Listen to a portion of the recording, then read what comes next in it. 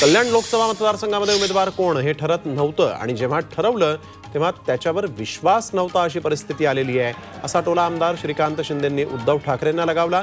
कल्याणमध्ये महायुतीच्या कार्यालयाच्या उद्घाटनादरम्यान श्रीकांत शिंदे बोलत होते।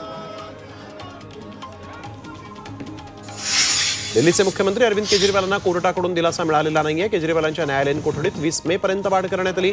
दिल्लीतील एव्हेन्यू कोर्टात केजरीवालांच्या जामीन अर्जावर आज सुनावणी झाली। यावेळी कोर्टानं केजरीवालांच्या न्यायालयीन कोठडीला 20 मे पर्यंत वाढ दिलेली आहे। या सुनावणीसाठी केजरीवाल हे व्हिडिओ कॉन्फरन्सिंगद्वारे उपस्थित होते। चलते रहिए आगे। मुंबईतल्या अति धोकादायक इमारतींचा प्रश्न ऐरणीवर आलेला आहे। मुंबईत अति धोकादायक इमारतींचा आकडा 188 इतका आहे, तर सर्वाधिक अति धोकादायक इमारती पश्चिम उपनगरात आहेत। या इमारतींमधल्या रहिवाशांना स्थलांतरित होण्याच्या नोटिसा देण्यात आल्या आहेत।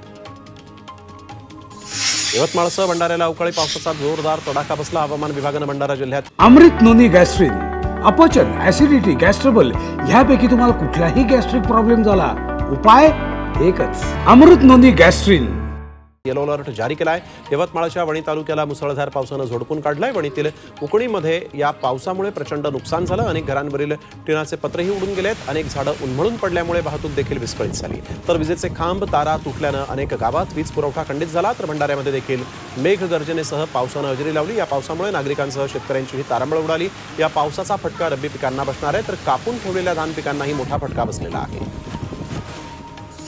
नांदेडच्या खंबाळामध्ये निम्न पैनगंगा धरणाचं काम प्रकल्पग्रस्तांनी बंद पाडलं। या धरणामुळे मराठवाडा आणि विदर्भातील तब्बल 95 गावं बुडीत क्षेत्रामध्ये जाणार आहेत। त्यामुळे दोन्हीकडील ग्रामस्थांचा या प्रकल्पाला तीव्र विरोध आहे। खंबाळा गावामध्ये कंत्राटदारानं या धरणाची भिंत बांधायला सुरुवात केल्यानंतर प्रकल्पग्रस्तांनी जोरदार विरोध करत काम बंद पाडलंय।